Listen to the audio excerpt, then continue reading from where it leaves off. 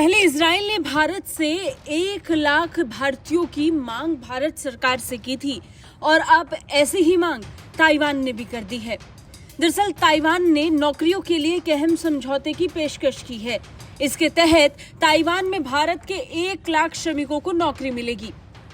Israel से फिलिस्तीनी श्रमिकों के निकाले जाने के बाद इजराइल ने भारत का रुख किया और भारत से 1 लाख श्रमिकों की मांग की। ठीक इसी तरह अब ताइवान ने भी भारत से 1 लाख श्रमिकों की मांग की है।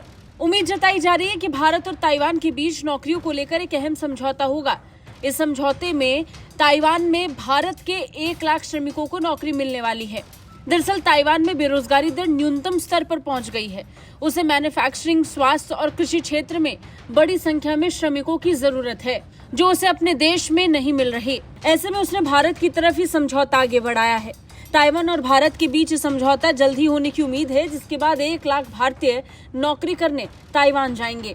इजराइल ने भी हाल ही में 1 लाख भारतीयों को नौकरी का ऑफर दिया था। भारत और ताइवान के बीच समझौता अब आखिरी चरण में है। एक रिपोर्ट के मुताबिक अगले महीने भारत और ताइवान के बीच नौकरी को लेकर समझौता हो सकता है। उसके बाद ताइवान में नौकरी दिए जाने की प्रक्रिया शुरू हो जाएगी। ताइवान ने भारत के कुशल श्रमिकों को अपने देश के श्रमिकों के बराबर वेतन और इंश्योरेंस जैसी सभी सुविधाएं देने की पेशकश की है। अब सवाल ये कि ताइवान आखिर अपने नागरिकों को नौकरी पर क्यों नहीं रख रहा और वो भारतीय से श्रमिकों को क्यों बुलाना चाहता है।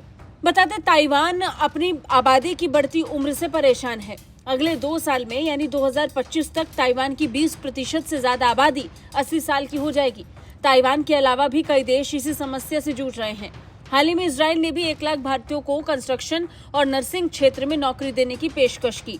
श्रमिकों की मोबिलिटी को लेकर भारत का जापान, ऑस्ट्रेलिया, फ्रांस समेत 13 देशों के साथ समझौता हो चुका है।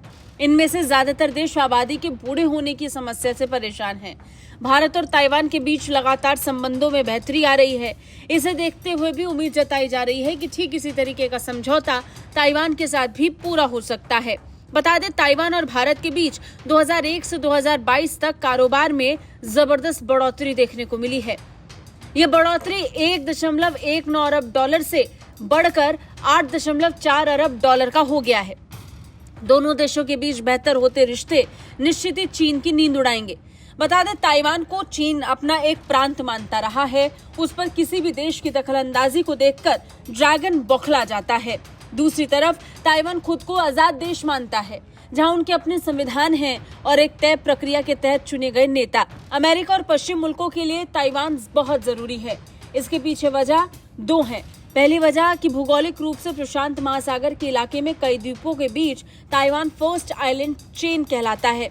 अगर चीन ताइवान पर कब्जा कर लेता है तो प्रशांत महासागर में उसका दबदबा कायम हो जाएगा।